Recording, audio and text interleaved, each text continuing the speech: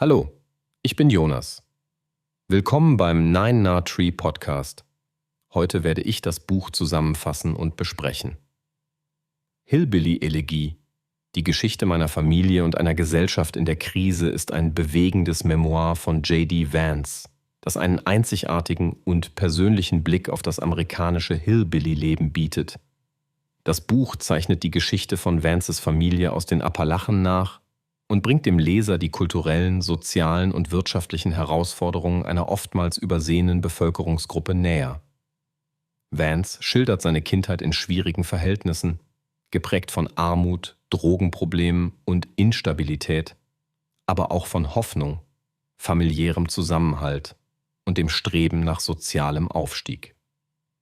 Mit schonungsloser Ehrlichkeit erzählt Vance von seinen eigenen Kämpfen und dem generationsübergreifenden Trauma, das viele Menschen im sogenannten Rust Belt erlebt haben.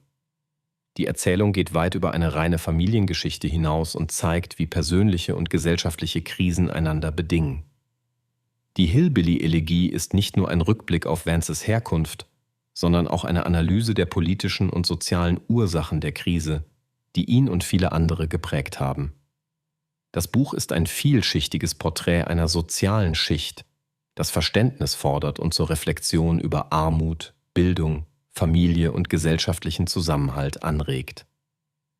Ich werde Ihnen die wichtigsten Erkenntnisse aus diesem Buch mitteilen.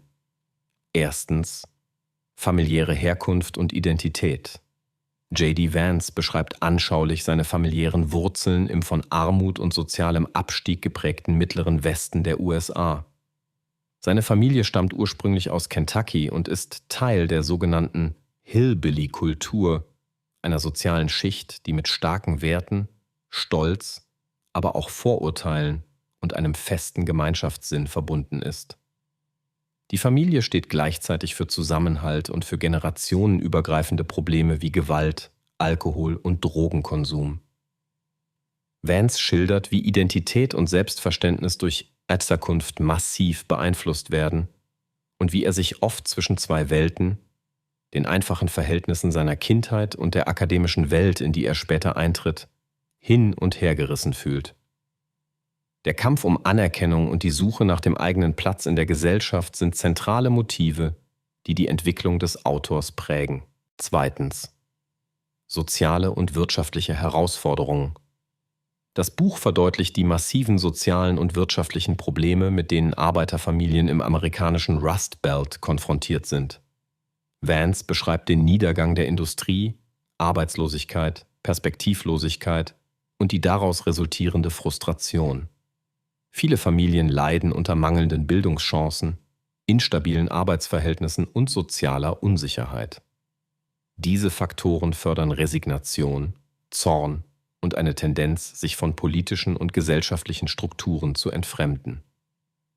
Der Aufstieg Vances aus dieser Umgebung verdeutlicht, wie schwierig es ist, solche Kreisläufe zu durchbrechen. Er zeigt anschaulich, dass Armut in diesen Regionen weit mehr als ökonomische Not bedeutet. Sie zieht psychische Belastungen, soziale Isolation und einen Teufelskreis von Nachteilen nach sich. Drittens: Bedeutung von Bildung und sozialem Aufstieg. Ein zentrales Thema ist die Rolle von Bildung als Schlüssel zum sozialen Aufstieg. Vance beschreibt seinen eigenen Bildungsweg, beginnend mit Schwierigkeiten in der Schule und dem College bis hin zum erfolgreichen Studium an der Elite-Universität Yale.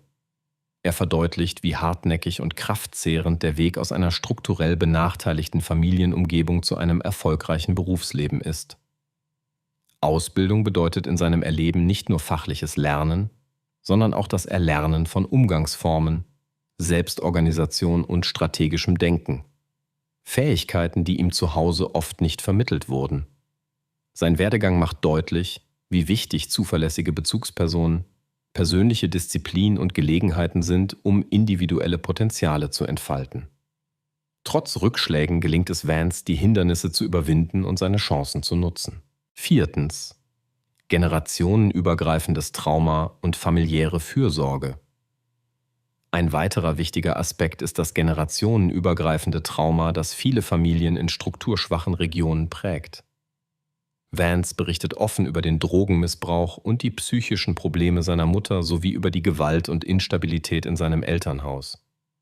Gleichzeitig hebt er hervor, wie seine Großmutter, Mamau, als feste und liebevolle Bezugsperson einen entscheidenden Einfluss auf seine Entwicklung hat. Sie vermittelt ihm Werte, Geborgenheit und Halt in einer chaotischen Umgebung. Das Buch zeigt sehr eindrucksvoll, wie familiäre Strukturen sowohl Ursache als auch Lösung individueller Krisen sein können und wie Zuwendung, klare Regeln und emotionale Unterstützung Kinder und Jugendliche stärken können. Schließlich gesellschaftliche Reflexion und politischer Diskurs. Abschließend bietet Vance kritische Reflexionen über die gesellschaftlichen Ursachen und Folgen der Hillbilly-Problematik. Er analysiert, wie politische Entscheidungen, gesellschaftliche Strukturen und kulturelle Selbstbilder zur Verfestigung von Armut und Resignation beitragen. Dabei vermeidet er Schwarz-Weiß-Denken und beleuchtet auch die Eigenverantwortung der Betroffenen.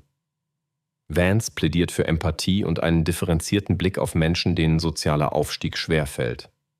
Er zeigt, welche Auswirkungen fehlende Perspektiven für das politische Klima haben, insbesondere mit Blick auf die wachsende Kluft zwischen städtischer Elite und ländlicher Arbeiterklasse, die mit dem politischen Aufstieg von populistischen Bewegungen und Persönlichkeiten wie Donald Trump zusammenhängt.